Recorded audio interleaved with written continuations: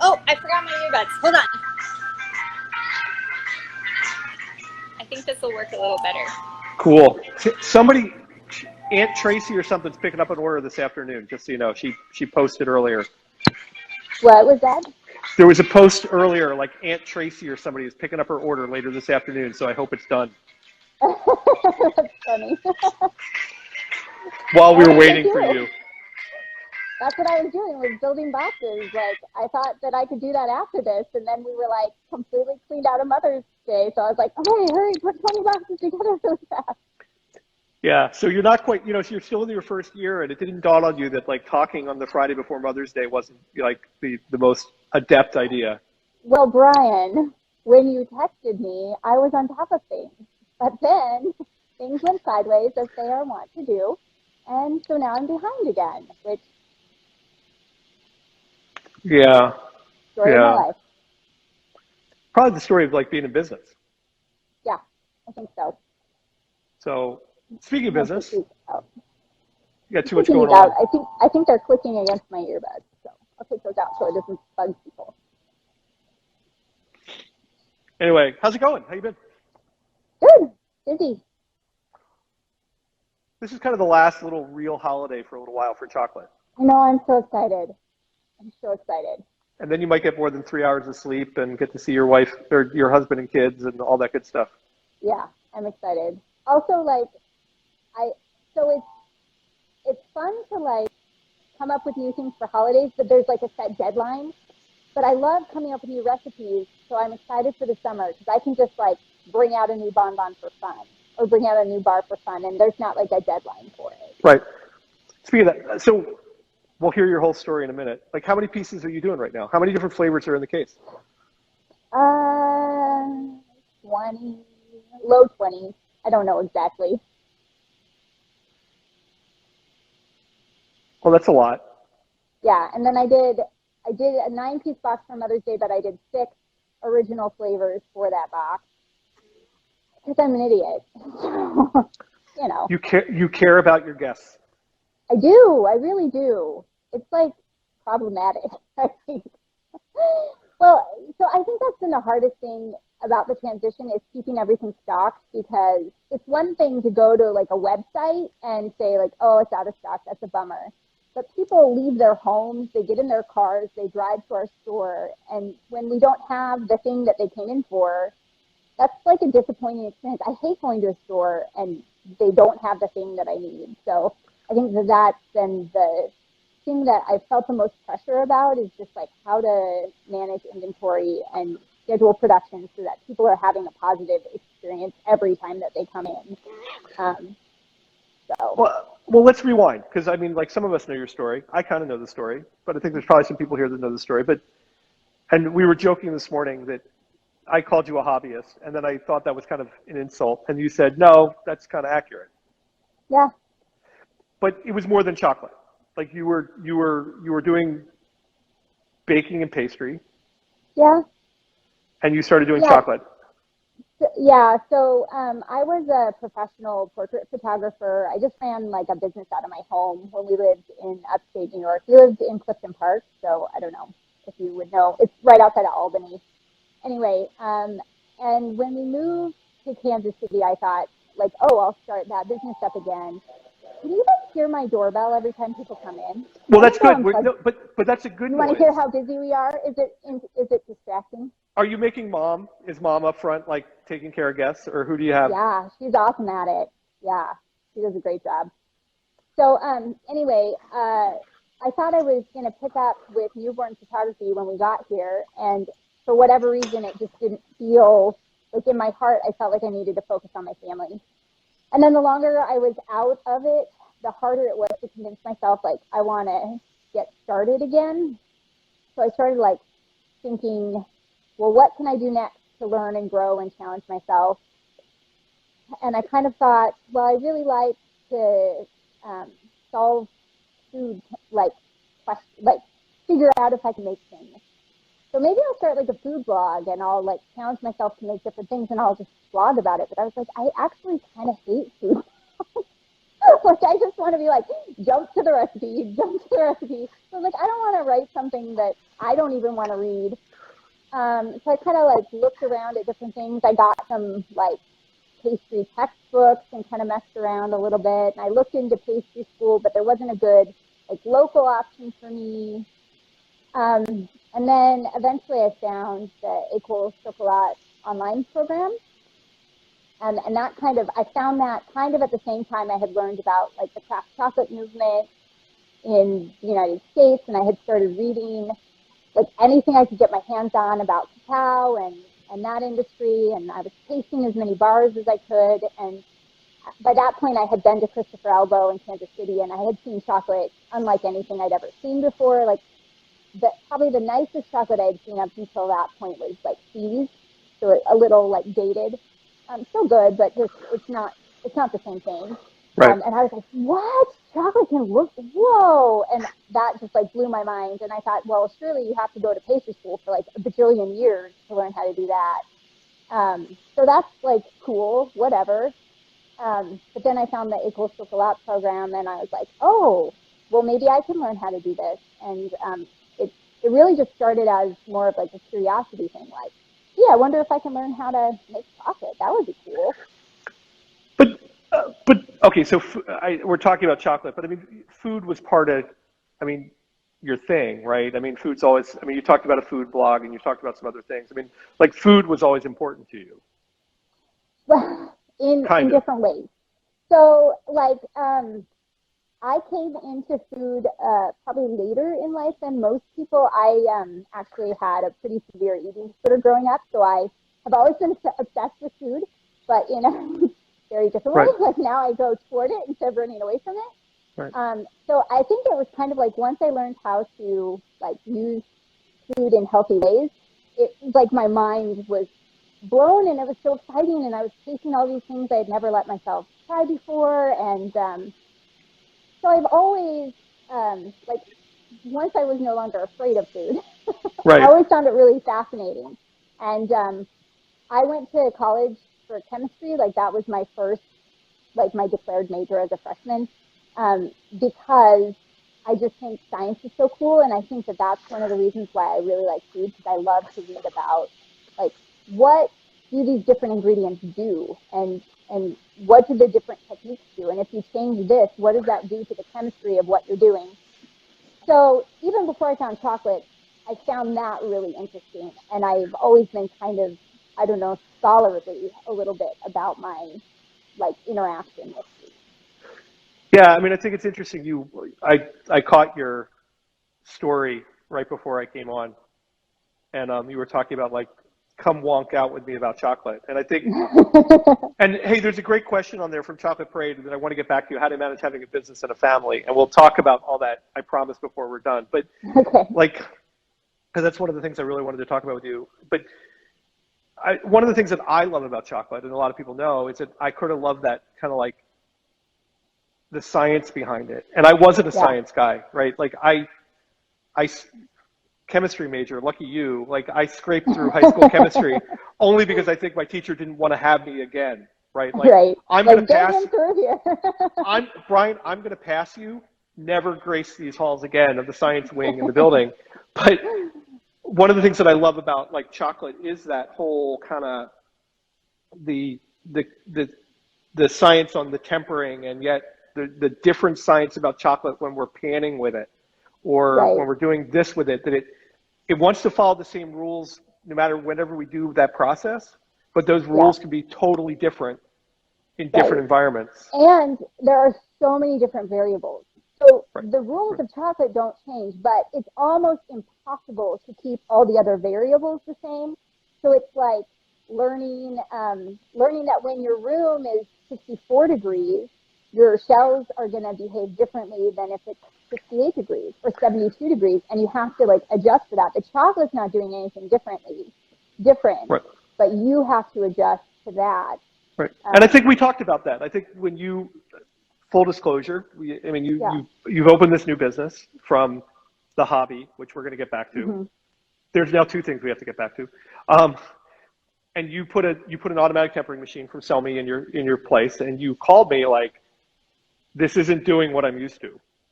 There Right? it is. Hey, look at that. Well, I could see the enrober behind you, so that was good. But Yeah. like you were like having one of those days, like Brian. Yeah, because You guys I made a would lot be of promises, and it's not living up to my expectations. well, I mean, I knew it was on my end, but I was used to shelling with a melter, tempered with silk, and I can work with my chocolate at 20 or like 32.5 or even 33 when it's in a melter.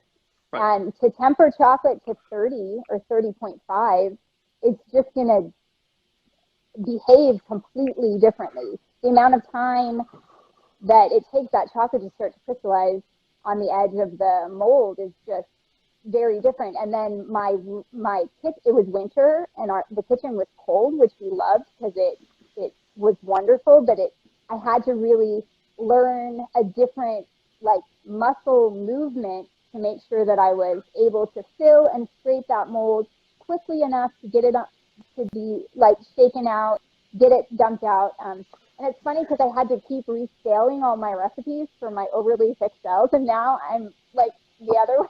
Like, I keep ending up with like 3 bonbons short or 4 bonbons short because I'm feeling the filling back up for the shells now being the way that I feel good about. I told you get it. Yeah, I mean, I knew I would, but Yeah, it but just takes time. I think you're right though. Like my perfect world. Like people ask me all the time, like what temperature does the kitchen need to be at? And I'm like, well, between 65 and 75 degrees Fahrenheit. And they're Right, like, but no. my answer is 71. Right? Yeah. Like I want a warmer environment because I want to slow that process down. Right? Where the traditional American chocolatier, confectioner has their kitchen at like 62 because they want to speed that process up. That's too cold though. If you spray your molds at 62, then I found like in the winter when it would get really cold, my things would dissolve because I think that cocoa butter was just hitting this cold mold, and it just yeah. It was crystallizing, and Yeah. right. There was no time to do it. It was flocking in the mold, right? Like I did a piece last week for Father's Day around here that I was looking for that furry look, right? So everything's in the freezer for an hour before I sprayed it. But if I'm doing, that's not how you want your bonbons to look. No, it's not. And it's so heartbreaking because you don't know till like 4 days later when you turn them out, and you're like, what? Okay, kids, treats for you. Yeah. Okay. So anyway, we're gonna get back to story number 1. We'll tell us a little bit about your family first, because I joked about it on our call this morning, that the bevy of kids that you were running errands for, but you have a number of children. I do. So I've been married. My anniversary was yesterday. I've been married for 21 years. Congratulations. And thank you. We were supposed to go to Paris last year. That's why I couldn't come and help with Chris's class. But then Chris's class was canceled and our Paris trip was canceled, so it didn't matter. So we're hoping for anniversary 22 to get to Paris. But it's a cool number. We have 6 kids. So my oldest will be 20 in August. And then my youngest will be 6 on the 19th. We have 5 girls and 1 boy.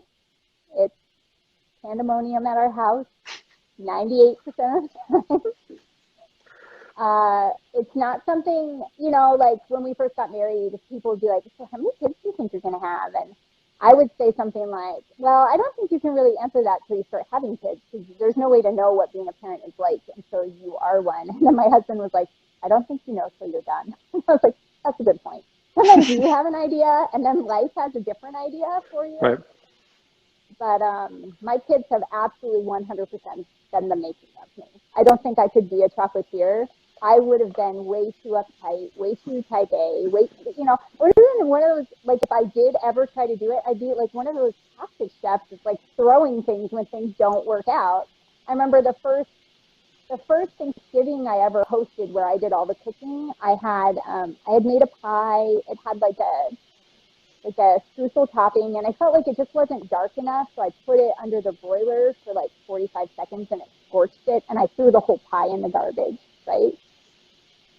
Because like that was just so upsetting for me. But having this many kids, learning that you can control almost nothing in this world except your own reaction to what's happening around you, that gave me, I think, the ability to to try to do things that I could fail at and be okay with the fact that, like, hey, I have an idea for something for chocolate and it didn't work out, but that's okay. That doesn't mean I suck. That means that idea was not fully developed yet. And now I've learned 27 new things I didn't know before, and now I know where to go moving forward. So. Hey, if you're taking applications for somebody that needs a life coach, let me know. I'll fill one out for you. I could learn a couple of those lessons. I mean, you know me. I am a little bit of that chef. I'm a little bit of that throwy, yelly, like.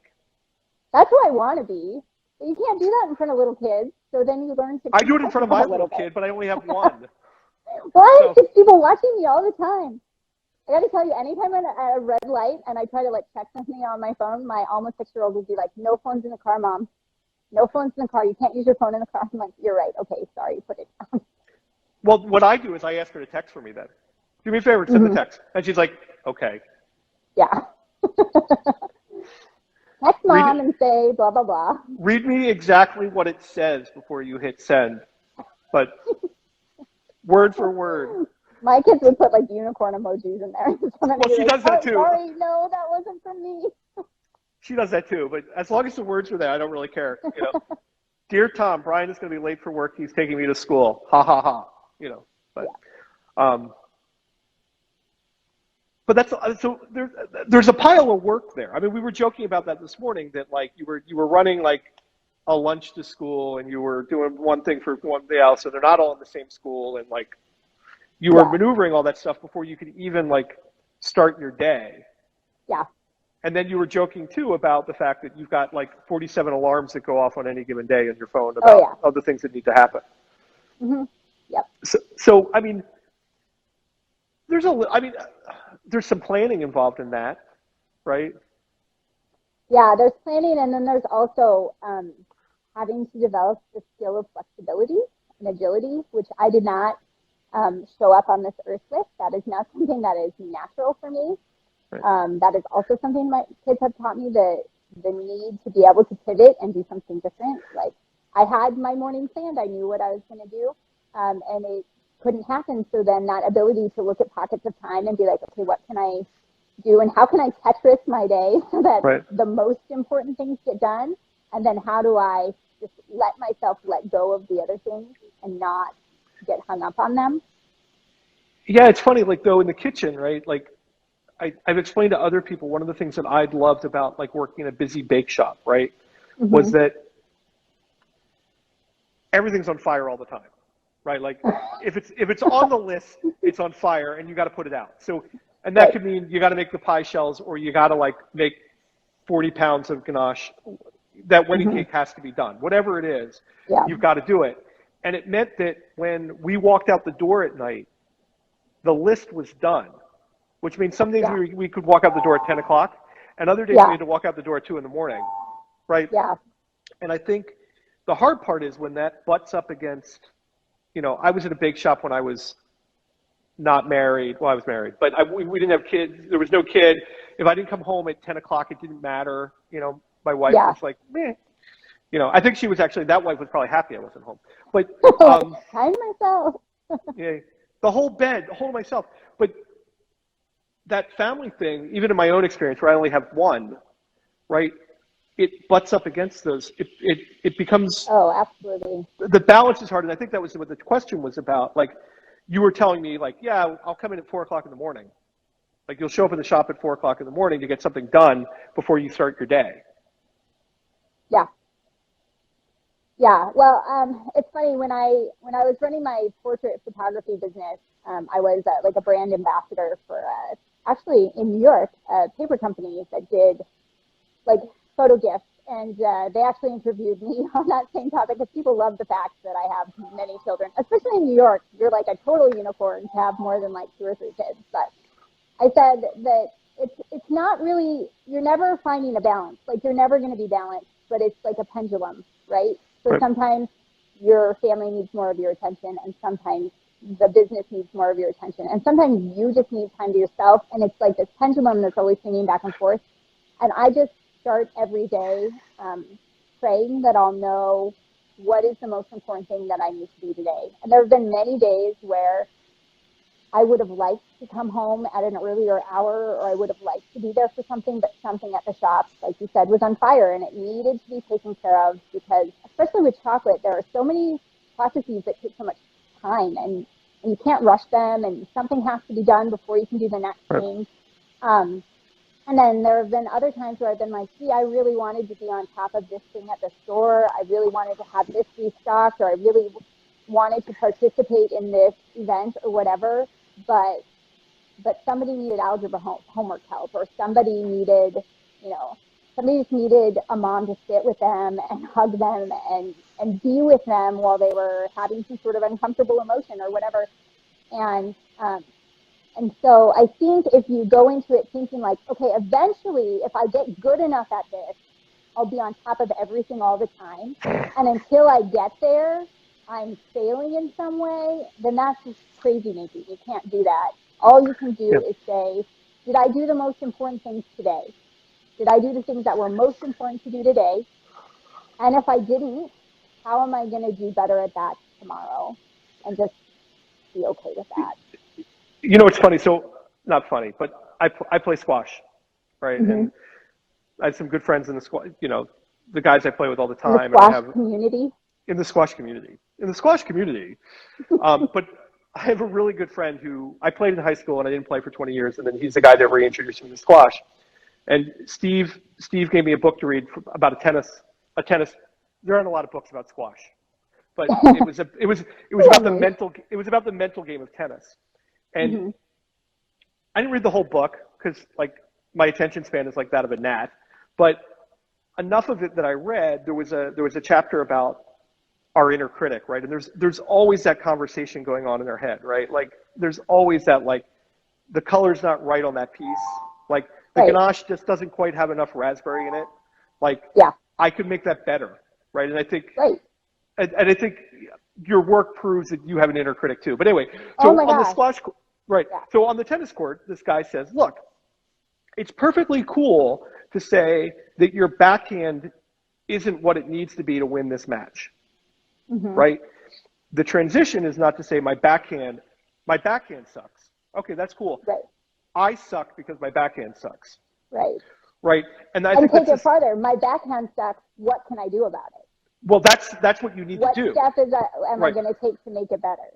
Right. The critic says, okay, you acknowledge in the middle of the match when there's nothing you can do about it. Like you're not going to change your backhand in the middle of the match. You're just not. Right. Okay. Am I going to take a lesson next week and work on my backhand? Am I going to hit balls by myself for the next hour once we're done to see if I can improve it? Like my shells are too thick, right? What am I going to do to make my shells thinner the next time I make the key lime ganache, right? And I think that's hard. And so you talking about that reminds me that I am a critic of myself, right? We all are.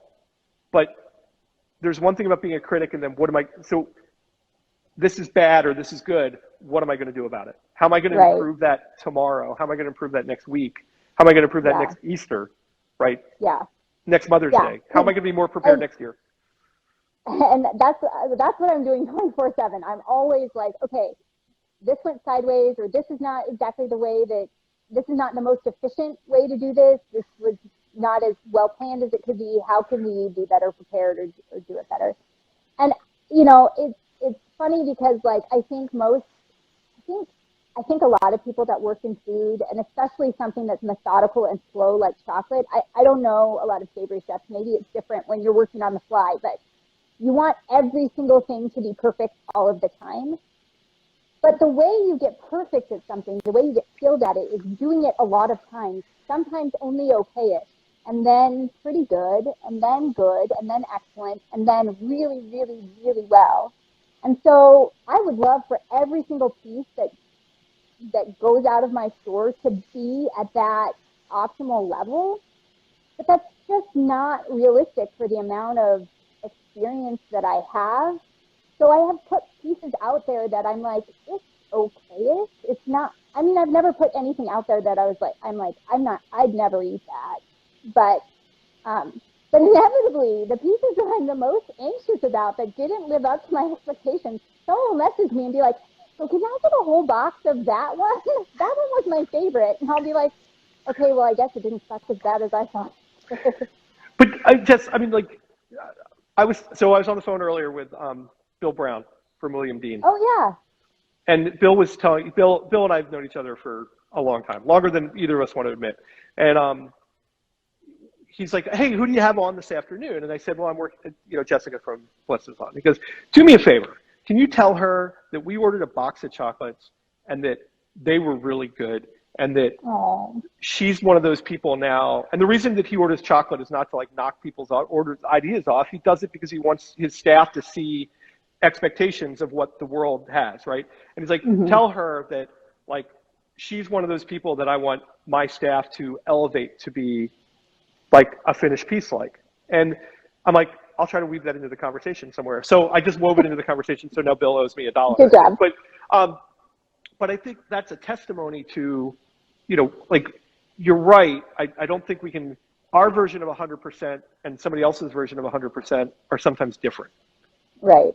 Right. I mean, that's the hard part. I mean, like, look, I have a Ritz-Carlton background where things were expected to be perfect. When you're paying $4 for a chocolate chip cookie that's this big, right? 15 years ago, 20 years ago, right? It better be a pretty good. It better be a pretty darn good chocolate chip cookie. Like, it's not coming out of a box. It needs to be made with a little bit of love. But but I think my experience. I mean, we've known each other like 2 years now, and sort of I got to see this adventure from the hobby person to this businesswoman, chocolate businesswoman. And I think you're doing a good job of portraying, what you do, whether you really do or not. Thank you. I mean, and I think the pieces that I've tried are really good. I mean, generally they're really good. I haven't had something I'm like, that's not good. I mean, I may not care for the flavor, right? But that's me. I mean, that's a preference issue. Right. And I think it's just hard when something doesn't live up to the expectation that you have in your head for it. I mean, I remember I would shoot like a photography session, like a newborn session, and maybe that baby just was not a good sleeper and they woke up all the time, or maybe they were sitting up a lot, or they pooped all over everything, or whatever. It just felt like I hadn't gotten what I needed.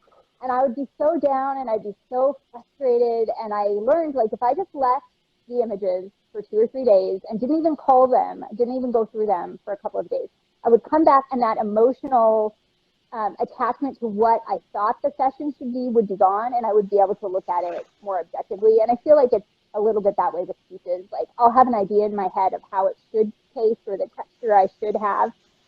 And when I can't quite get there, then it's, like, it's really frustrating. But if I can, like, remove myself from it and then come back to it later and just try to taste it with, like, a blank idea, then I can be like, it's not inedible. I don't have to throw these away. Somebody's going to love these, and I know what I'm going to do differently next time to get it closer to what I have in my head. Right. But that's a question for you. What is that piece that, like, you were sure it was going to be great, and people were like, Jessica, what were you thinking about this? Okay, so I thought about this because I know you asked this a lot, and I don't think I've ever put anything out to other people that I thought was good, but other people didn't think was good, unless it was like a preference thing, like you're saying. Like, if you hate coconut, it doesn't matter how good the piece is. Someone's going to hate it. But the flavor that was the most difficult for me to get a decent bonbon out of, which is so funny because it's one of my favorite things, is grapefruit. Like, I tried so many iterations, and we even talked about this at one point a while ago, because in my head, grapefruit was sour, so I thought it was really tart. So I thought, it'll pair great with white chocolate the way that lemon does. And it was disgusting. It was horrible. And I realized grapefruit isn't really tart a lot of times. It's just, it's citrusy and it's bitter. And that white chocolate just didn't work. And so I think I tried like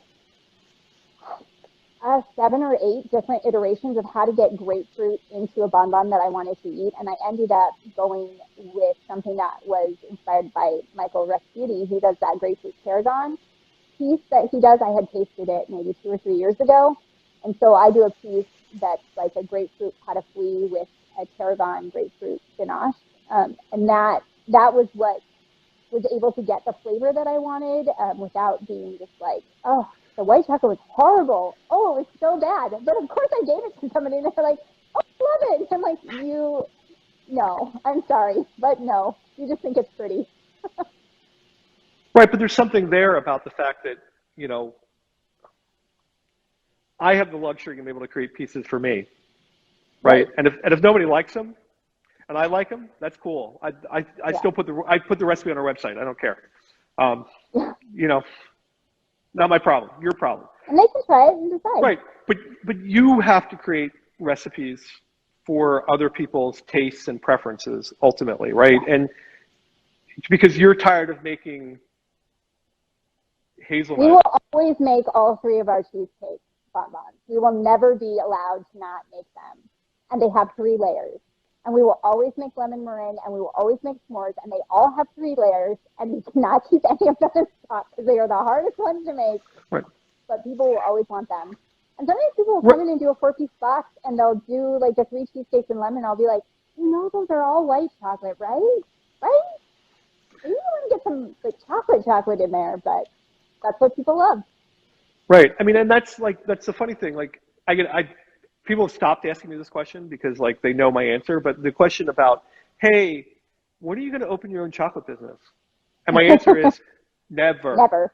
And everybody's like, oh, because you don't want to like you're worried about like sales. It's like no, because honestly, I couldn't make those 4 pieces for the next 10 years. Like, because we back to my attention span, right? Like, I want to move on to that next flavor.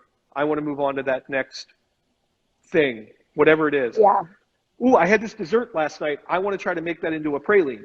And like, if I do that here, they're tolerant and kind with me, right? But if I do that, if I have my own business like you, it keeps me from making the thing that's going to sell. The things that you have to make. I know.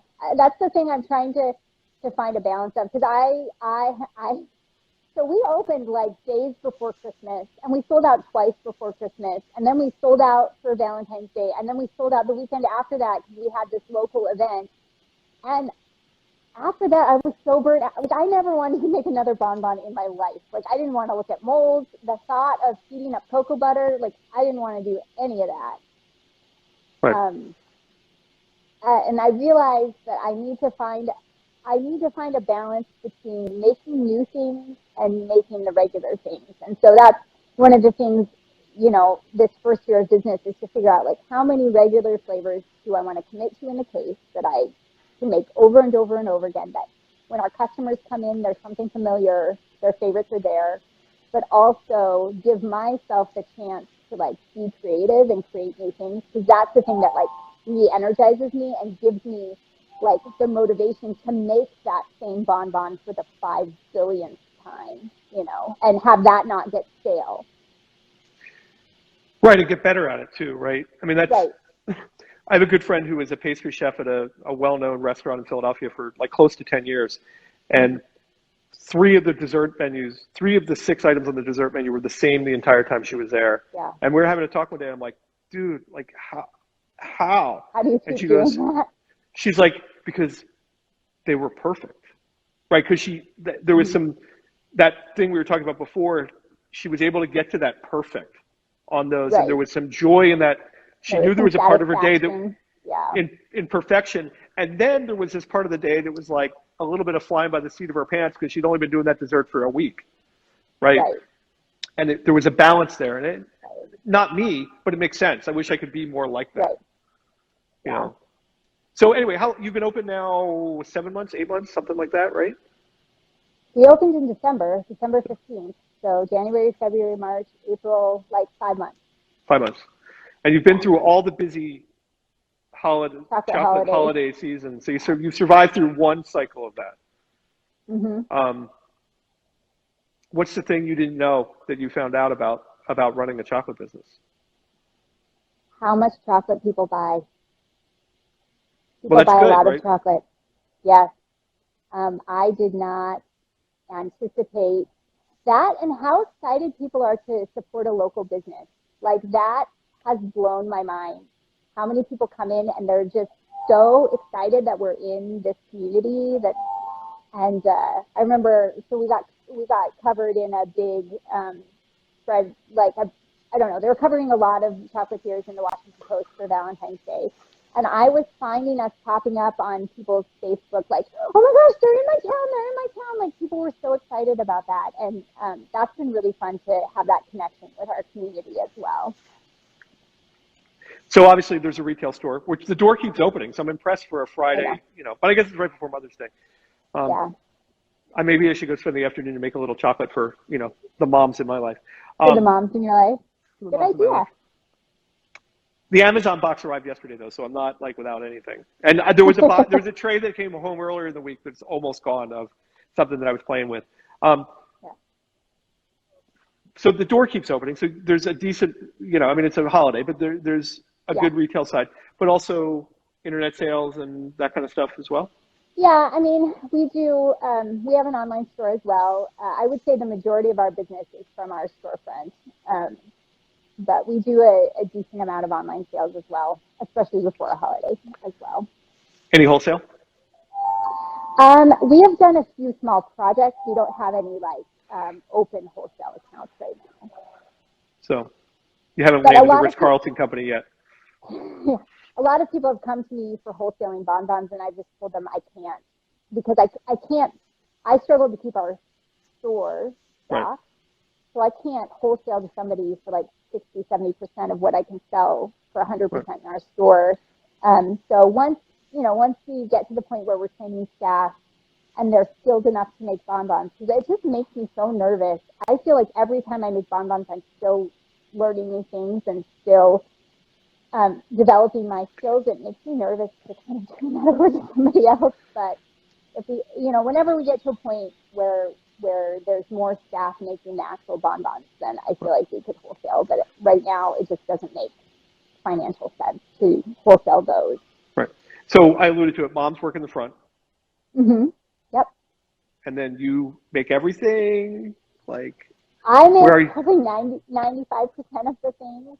We have 2 teenage employees that do a little bit of everything. So they do some prep work for me, like dusting and juicing things or grinding things or whatever. And they've done some panning and bar making. And they also work the register. They wash and polish molds, or they just kind of do whatever needs to be done that day. But I make almost everything. You'll get over that. I know. You're going to have to. I'm already over it. I'm already a little over it. It's just, my husband could say, you need to hire someone, you need to hire someone. And I'm like, well, before I hire someone, I need to know what I want their job to be. Like, they need to know coming in what they're going to be expected to do, and I need to know what I expect them to do. So I'm not hiring someone. I'm just being really thoughtful about what I'm looking for, what I want them to do, how to train them, all those kinds of things. Yeah, I mean, the consultant in me tells you that at some point you're going to have to give some of those reins away, right? I mean, and I know the hard part is it's yours, right? Like, it's yours. Right. Like, it's all yours, and but it's not sustainable, right? And it's just not. I mean, and see, the problem is what I want is for someone to come and make bonbons, because I love canning and I love making bars and I love doing those things. But what's going to happen when I hire someone is they're going to be doing all the canning and the bar making until they develop, I think, kind of the feel for chocolate, once they kind of understand crystallization and how it works. And then I feel like I can be like, okay, now you can do these other things. So. Yeah, but but that makes sense. I mean, I think that if I think about the kitchen, right? I mean, my first culinary job was washing dishes, right? It just was, and it wasn't fun, but I was good at it, and so I got to be a prep cook, right? Yeah. I mean, it's kind of how it works, and I think, and now people trust me. I definitely wouldn't turn bonbons over to somebody right out the gate, because you got to kind of see how they work, and we're really, really lucky. I've heard a lot of people complain about employees and how difficult it is to find people that will work hard and take kind of ownership of their job. And so one of our employees is my daughter, and she gets how important it is to to do a good job. And then we have like a family friend, their daughter, and she's like amazing. Like she'll do anything and she does a good job and she's confident. And I just feel like we really lucked out. So, I'm slowly training them to do things, but we also need to find somebody who can work outside of school hours, like during school hours. So it's just kind of trying to be thoughtful about the best way to approach that. Yeah, I mean, I think there was an article in the Times this morning about hiring again. I mean, and obviously the world is a different place right now, but we spend a lot of time talking about people, right? I mean, like the reality of it is owning a business is at some point the processes become kind of processes. It's the people that have to it's the people that have to do that. And there's been a bunch of comments going through it about other people. It's like, I don't trust people to do it. Or I have problems giving up control. Yeah, honestly, if anybody has hiring advice, if you've gone through this and you want to message me, I would love to have a conversation about hiring those first production employees. I would super appreciate that. I think you know the answer. The answer is you've kind of got to you've got to take the things that you know and you have to find a way to give those things away. And you have to trust. Part of it for me was always well, what if they do it better than me? Right? Yeah, honestly, there's a little bit of pride there, right? Right? Like there are things that even Beth, my assistant now, does way better than me. Right? And I have to okay, then she's allowed to do that stuff because she's better at it than me, and not to be worried that I'm going to lose my job. I mean, you're not going to lose your job. You own the joint, but although I have fired myself about 12 times. But I think even in the kitchen, when I was with the Ritz, right? Because I ended up being the trainer in this kitchen, right? It was my job to make them be better than me. And if I could make them be better than me, then they could have my job and I could get the next job, right? And so for you, taking the time to train somebody, right? The same way you probably do with your kids on your job is to get them to not need you anymore, as awful as that sounds, right? So that it's hard, but when you drop them off at college, right? When you drop them off at college, and they go, "Cool, mom, thanks, I'm going to do great," as opposed to clinging onto the door handle while you're crying driving away, right? Exactly. And I think that's the really hard part, right? I mean, it just is because it's yours, it's your passion, it's your love, and getting somebody that wants to do it as well as you do it and care as much as you care is going to be hard. Yeah. Well, and I think I have to be realistic too about the level of caring, because it's not reasonable to expect that anybody care about everything, the business itself, as much as I do. But I do think it's reasonable to expect to find somebody who just genuinely cares about working hard and doing a good job, that takes pride in their growth of skills and their ability to contribute. Because I know, I had the chance to work at Kriss's shop in Kansas City for 6 weeks one Christmas, and I was so honored to be there. I was so excited. I was so excited to be a part of the team that was going to, help their holiday season be successful. I think it's totally reasonable to find somebody that feels that way, Yeah, I have a good friend who's a manager of a Starbucks, and his Starbucks is a really good store. And, it's clean and the employees are friendly and, all that stuff. And then there's another Starbucks that's equidistant from my house that is not quite that way. And I'm talking to him about it one day and I'm like, what's really the difference? He goes, well, when I find people that care, I spend time with them. Yeah. Because I can teach them to make a vanilla frappa, mocha, whatever. Whatever. Right? I can't teach them to make it correctly every time. And more importantly, when it's wrong. And to care about making it correctly every time. When it's wrong. I feel like that's important. When it's wrong, when they make it wrong, I can't teach them to put that in the trash. Right? Or to put it on the sheet to write it off because it's wrong. Right? All I can do is I can teach somebody to wipe the door down, but I can't teach them to care enough to wipe the door down. And I think, and that's hard, right? Especially, he's got a team of 30 people that work in the store. And so they probably don't all care as much as the other ones. But, for, the people that work with us, It's about finding people that care, and that's hard too. Right. Yeah. Right. Yeah, and then also, I think being able to trust them enough that you let them do their job. Right. You know, that you're not there. Oh, well, if you just, why don't you, you know, that you give them a chance to do that job, Right. and to feel a sense of ownership of the work that they're doing, so that they want to take it on and be responsible for it. Right. I mean, and I think too, there's something there, because I worked in casual themed dining restaurants for a while, right? Mm-hmm. Like, I had to remember that not everybody wanted to be the kitchen manager. Not everybody wanted to, like, there were people that cared an awful lot and did the best job they possibly could, but really being a line cook was okay. They're happy with that, right? Right. And I think that, you know, I don't think you're that person, and I'm probably not that person, like, in a lot of ways, right? But that's cool too. And so those are the people that care and are like, that want to see the world, their world get better, are the people we want. Now that I've solved the problem, I haven't figured out how to find those people. But I mean, like, those are the people that we need, right? People. Someone tried to call me. Did you just get a phone call?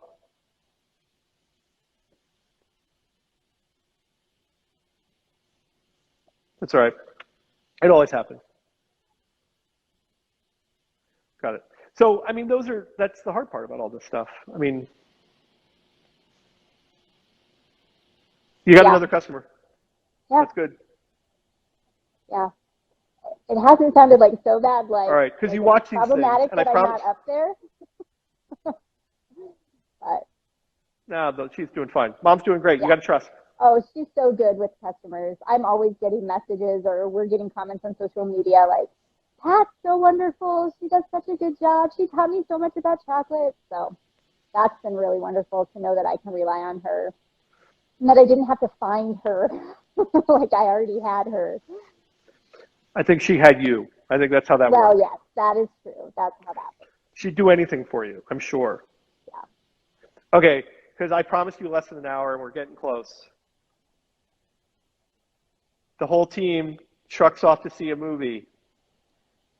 You get the 6 giant tubs of popcorn and the vats of soda, and everybody gets like one candy or chocolate item from the case. What does mom get? Not your mom. Okay, so this mom. is such a good question for me, because I grew up with my dad calling the gas station the candy store. Like, I come from a long line of sweet tooth. If I could pick any candy, I would probably pick like Haribo gummy fruit salad, or like Jelly Belly licorice fridge mix, but they don't carry those at like convenience stores. So I would probably pick like peanut butter or caramel M&Ms. There's just something about like the contrasting textures there that I just really like. All right. See, the people watching always come up with the best questions, but we only have like 5 minutes. But how do you plan and manage your production? So I do something that I learned at Christopher Elba, which we have a big whiteboard, and I put on there everything that I am nearly certain I can get done that day. And then I'll also put things that would be nice to do. And then I also have another column for everything that needs to get done that week. How do you know what needs to be done, though? Like, how do you decide that it goes up on the board? Is it like, are you walking through and looking? So as my mom's pulling things to refill the case or restock, when stock gets low, she puts that on a list. And so I can see that. So I'll know what's getting low. And I try to plan production so that I'm batching as many things as possible. Like when we do the cheesecake bonbons, they all have the same ganache. So I'll batch it so I'm making all of those at the same time. Or if I have 2 things that use a certain praline or whatever, I try to batch it. So I'm doing those at the same time. Of an individual flavor, how many pieces do you make at a time, normally? It really depends on the week. I'm happier if I'm only doing like 7 or 8 in a week.